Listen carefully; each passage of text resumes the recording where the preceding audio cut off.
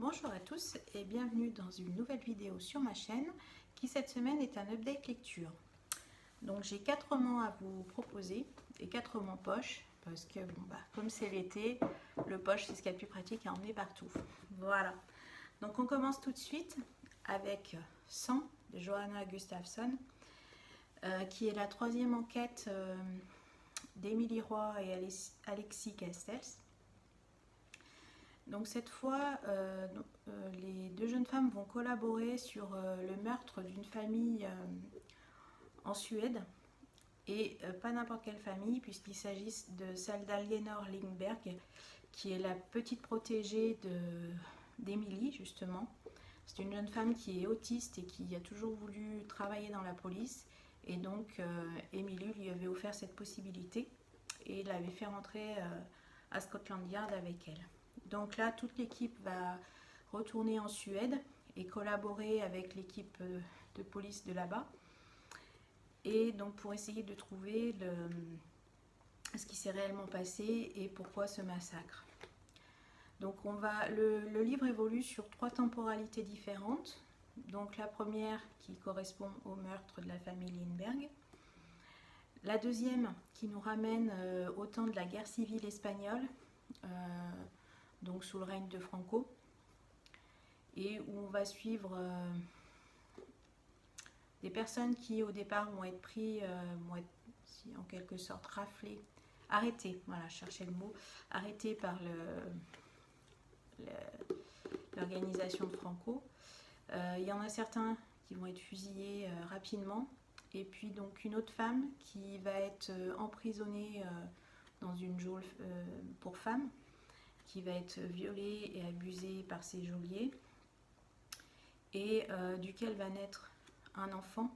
Et après, c'est cet enfant qu'on va suivre dans son parcours dans les orphelinats espagnols. Et puis, donc, et la troisième temporalité, qui est là et un peu plus récente. On comprend que c'est une femme. Elle nous raconte un peu son parcours. Voilà, il y a des traumatismes qui lui reviennent. Par contre, on ne sait pas qui elle est, comment elle s'appelle. Elle reste assez mystérieuse. Donc voilà, on évolue sur ces 3 temps. Donc bon, on se doute très bien du départ qu'il y a un lien entre le présent et la guerre civile espagnole, même si on ne sait pas ce que c'est. Par contre, pour la troisième personne, on ne voit pas du tout ce qu'elle vient faire là-dedans. Moi, honnêtement, il n'y a rien qui nous laisse voir ce qui peut la rattacher à ces 2 temps. Et puis donc, on avance petit à petit dans l'enquête. L'auteur nous décrit quand même assez bien la vie sous Franco en Espagne, et donc tout ce qui se passe dans l'orphelinat, même donc les prisons pour femmes, c'est vraiment très dur. C'est pas évident à lire par certains passages, parce que voilà, c'est vraiment de la violence gratuite, de la torture. Et en plus, l'auteur nous prévient en disant que voilà, ce qu'elle décrit, ça se passait réellement comme ça. Donc on se dit, ouais, ok. Donc voilà, donc on avance petit à petit, et honnêtement, moi j'ai rien vu venir jusqu'à ce que je pose ce qu'on est la pièce de puzzle finale. Et voilà, c'est encore une enquête qui est très bien menée, un suspense jusqu'au bout, et qui fait froid dans le dos, voilà, quand on a la résolution finale. Donc si vous ne connaissez pas encore Johanna Gustafsson, je vous encourage à lire Bloc 46 et Mort, qui sont tout aussi bien. La plume de Johanna Gustafsson est super agréable à lire. Les chapitres sont assez courts, donc du coup il y a un page turner assez facile, et on passe un très bon moment de lecture. Voilà, donc je peux que vous encourager à lire ces romans, et j'espère qu'il y en aura bientôt un 4e. Ensuite, j'avais envie de quelque chose d'un peu plus léger, donc j'ai repris, je me suis relancée dans la suite d'une saga, qui est la saga des 7 sœurs, avec le tome 2, La sœur de la tempête, de Lucinda Riley. Donc là, on va suivre Ali, après donc comme toutes ses sœurs, Si vous ne connaissez pas la saga, donc en fait, Passolt avait adopté cette fille. Et donc à sa mort, il leur laisse une lettre à chacune avec des indices sur leurs origines. Après, à elles de faire le choix si elles veulent découvrir leurs origines ou pas. Donc là, dans le premier, on partait au Brésil, au temps de la construction du Corcovado. Et franchement, c'était super intéressant. J'ai d'ailleurs appris que les mains et la tête avaient été faites en France. Voilà, ce qui est à noter quand même.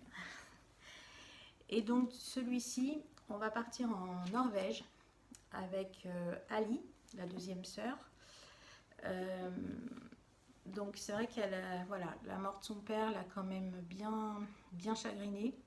La laissé assez perdue. Et puis donc elle, son travail, elle est navigatrice professionnelle. Donc elle s'engage beaucoup dans des concours, dans des courses maritimes. Et à la suite d'un drame au cours d'une de ces courses, elle décide d'arrêter et de plus remonter. Elle se jure de ne plus remonter sur un bateau. Et donc du coup, c'est à ce moment-là qu'elle décide de partir sur la trace de ses origines. Donc elle va reprendre les indices que lui a laissé son père adoptif. Donc le premier qui est une biographie d'un compositeur et d'une célèbre chanteuse norvégienne à la fin du 19e siècle, apparemment très connue en Norvège. Donc elle lit ce roman, donc on le lit en même temps qu'elle pour le coup. On découvre les deux personnes. Mais après, rien ne laisse voir le lien qu'elle peut avoir avec eux. Donc du coup, elle se rend en Norvège, suite aux indications que lui a laissées toujours son père. Et puis donc, voilà, elle va remonter la piste, essayer de rencontrer des personnes qui sont au fait de tout ça, qui connaissent bien voilà, le monde musical norvégien. Ça va aussi être l'occasion pour elle de reprendre la flûte, qu'elle avait abandonnée après ses études pour se consacrer à la navigation. Et donc elle va faire tout plein de rencontres jusqu'à ce qu'elle rencontre justement c'est beaucoup de rencontres, enfin bon. L'un des descendants de de ce compositeur et de cette chanteuse. Et donc à eux deux vont essayer de percer le mystère. Donc voilà, en gros, j'espère que mes explications sont assez claires. Donc, alors, j'ai envie de dire, j'ai un peu moins aimé que le premier. C'est vrai que le premier, ça se passait au Brésil, le soleil. Il y avait voilà, la construction du Corcovado qui était assez intéressante et puis de la façon dont tout avait été fait. Là, on est dans le monde de la musique et entre autres musique classique. Donc j'avoue que c'est un peu moins mon domaine de prédilection. J'aime un peu moins. Mais bon, l'histoire était intéressante. Voilà, on se passionne aussi pour ce mystère familial, voir ce que ça cache et comprendre avec Ali, voilà, quel est le lien entre ces deux personnes, quelles sont ses origines et surtout qu'est-ce que cela va lui amener quand elle l'aura découvert. Moi, j'ai beaucoup aimé voilà, la fin, une fois qu'elle a tout découvert, et qu'elle trouve sa famille voilà, d'origine. C'était assez émouvant. Ensuite, on a l'amorce du tome suivant. Et je vais en garder un bon souvenir. Après, c'est sûr que cette saga, par contre, je pense qu'elle fera partie d'une de mes préférées parce que voilà, on a tout. Mystères familiaux, on a l'amour, on a un peu, il y a un peu de tout. Et c'est vrai que c'est super intéressant. Enfin, honnêtement, on passe un très bon moment de lecture. Et puis tous ceux qui aiment les sagas familiales avec des mystères, voilà. Vous serez ravis si vous n'avez encore pas tenté. Allez-y. Ensuite, j'ai voulu me lancer un peu dans l'humour. Et puis j'ai commencé mon challenge, mon défi 7 jours, 7 livres. Donc là, à ce jour, autant vous dire qu'il est plutôt raté parce qu'on est au 5e jour et que je vais attaquer le 3e livre. Donc je pense que je vais plutôt le rebaptiser 14 jours 7 livres, ça sera plus simple. Mais bon, on verra bien, je vous le dirai dans une prochaine vidéo. Et donc là, j'ai commencé un court roman, parce que j'avais pris quand même, voilà, prévu de lire des romans de 200 pages à peu près. Et donc là, je me suis lancée dans Le Rocker en pantoufles de Nadine Monfils. Donc là, on retrouve son personnage récurrent de Elvis Cadillac, qui se prend pour le sosie d'Elvis Presley, Made in Belgium, hein, avec son chien Priscilla, qui a la banane rose, sa Cadillac rose, enfin voilà. Donc là, il se rend à Dives-les-Bains. Il a été engagé pour chanter à l'enterrement d'un fan d'Elvis. Donc voilà, vous voyez un peu, ça pose un peu déjà les jalons de l'humour de Nadine Monfils. Et puis donc en s'y rendant, il va prendre quelqu'un en autostop, un vieux monsieur assez mystérieux. Et en fait, il va se rendre compte, donc après avoir chanté à l'enterrement, en regardant la photo du défunt, il va se rendre compte qu'en fait, c'est celui qu'il avait pris en autostop la veille. Donc voilà, il va partir sur les traces de ce mystère, essayer de comprendre. Voilà, est-ce que c'est un fantôme? Est-ce qu'en fait il n'est pas mort? Enfin voilà, il se lance là-dedans. Dans le même temps, dans le village, il y a eu 2 meurtres de jeunes filles. Une décapitée et l'autre éviscérée, je crois, enfin quelque chose comme ça. Et donc, pareil, on voit des personnages graviter un peu autour de tout ça, donc ils sont en lien avec les deux jeunes filles mortes. Et voilà, on se doute qu'il y a un truc qui est pas très clair. Et justement, là aussi, on veut savoir, enfin, certaines personnes cherchent à savoir ce qui s'est passé réellement. Voilà. J'avoue que, alors moi j'adore Nadine Monfils, j'aime bien son humour déjanté, mais bon, clairement, moi, mon personnage préféré, ça reste Mémé Cornemuse. Alors elle chaque fois, je me bidonne quoi. Elle a des sorties vraiment, mais on se dit, c'est quoi ça? Voilà, le truc inattendu, enfin, tout ce que vous voulez, bien déjanté, bien cru, bien... Et donc, j'aime un peu moins le personnage d'Elvis Cadillac. Et là, dans cette histoire, j'ai eu un peu de mal à rentrer dedans. Après, mon esprit vagabondait pas mal, donc c'est vrai que j'ai eu du mal à me fixer sur l'histoire. Ce qui fait que les premières pages, j'étais un peu perdue. Après, bon, j'ai rattaché les wagons, voilà. Mais je sais pas, j'ai trouvé que c'était un peu brouillon. Ça partait un peu dans tous les sens par moment. Alors, vous allez me dire, certes, ceux qui connaissent Nadine Monfils, ça part souvent dans tous les sens. Mais là, j'avais du mal à trouver le fil conducteur, en fait, de tout ça. Après, bon, j'ai passé un bon moment. Mais c'est le moins drôle aussi. C'est peut-être aussi pour ça que j'ai trouvé que ça manquait d'humour. Son humour trash, ouais, déjanté, il est moins présent et c'est peut-être pour ça aussi que, voilà, que j'ai moins accroché parce que c'est un petit peu ce que je recherchais en lisant ce roman.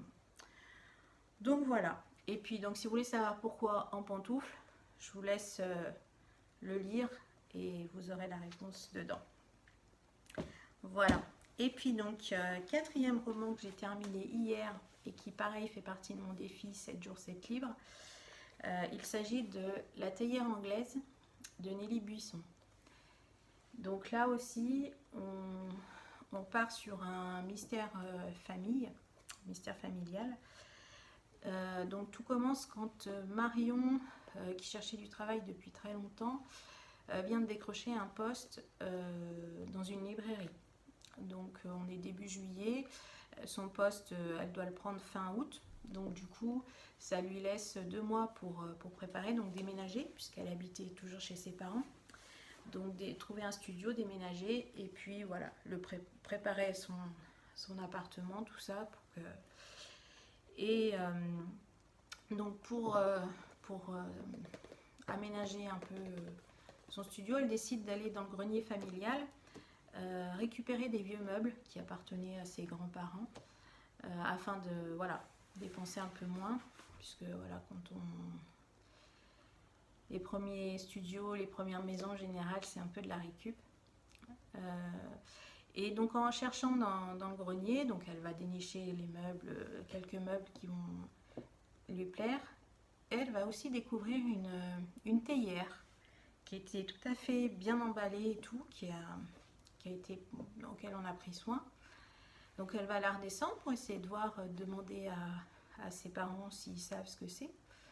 Donc dans cette théière, elle va trouver un mot avec une adresse, le nom d'une femme, Madame Bensinger, qui habitait, et puis son adresse. Et en la nettoyant et en regardant un peu plus, elle va aussi découvrir que cette théière contenait une magnifique broche qu'elle va faire expertiser et qui en fait a beaucoup de valeur. Donc elle commence à se poser des questions, à se dire mais comment ça a pu arriver ici? Est-ce que mon grand-père trafiquait, enfin était dans des choses louches par rapport aux bijoux?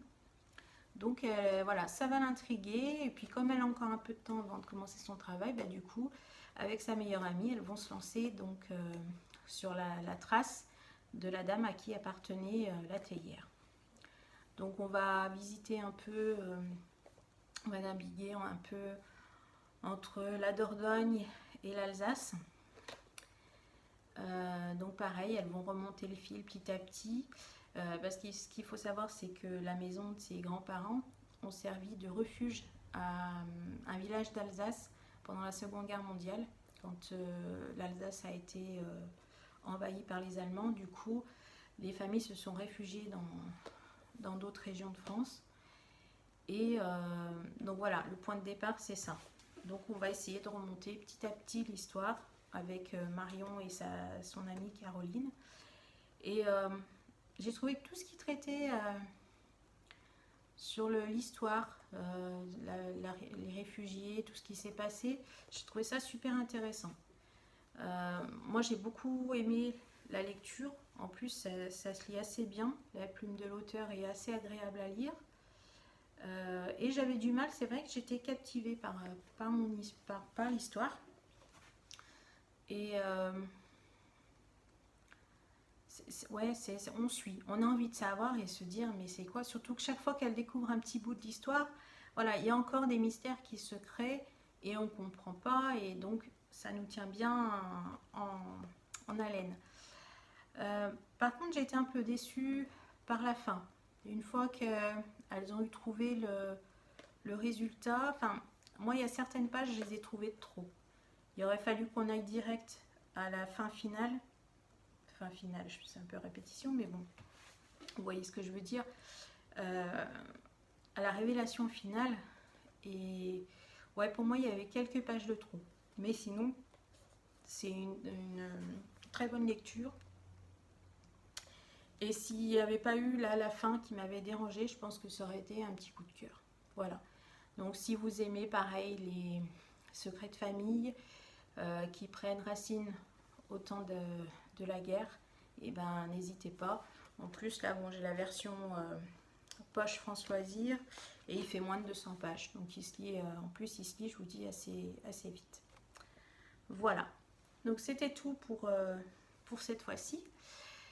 N'hésitez pas à me mettre vos commentaires, à me dire si vous en avez lu certains, ce que vous en avez pensé, à me dire aussi voilà, ce que vous pensez des vidéos, s'il y a des choses à améliorer, à me donner des idées aussi de thématiques de vidéos, afin que je puisse en tourner et m'en préparer un petit stock, parce que c'est vrai que le travail va reprendre, j'aurai un peu moins de temps après pour tourner, mais bon, je vais essayer de m'atteler et puis de garder un rythme de lecture pour pouvoir vous présenter des updates régulièrement.